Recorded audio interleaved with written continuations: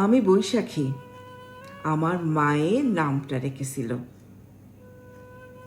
জন্মের পহরে কিছুই আসিল না মাগো।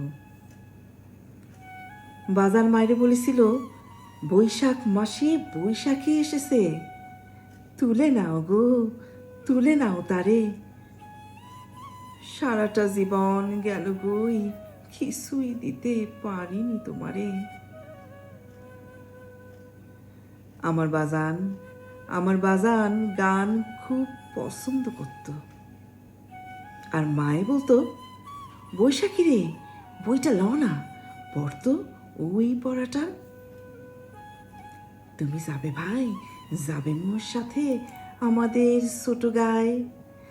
গাছের ছায়ায় লতায় পাতায় উদাসী বনের বাই, মায়া মমতায় জড়াজড়ি করি, মোর গেহখানি রহি আছে ভরি। মায়ের বুকেতে বোনের আদরে ভাইয়ের স্নেহে চাই। তুমি যাবে ভাই, যাবে মোর সাথে আমাদের ছোট্ট গায়ে। আর তখনই তখনই আমার বাজান বলতে উঠত, বৈশাখী রে, শুনতে পাস, শুনতে পাস, কে যেন গায়ে যায় প্রত্যেক দিন, প্রত্যেক সন্ধ্যায় কে যেন গায়ে ওঠে সেই গানটা। আমি এত কথা মনে গাইতে রেখেছি, সে তো আর আসে না।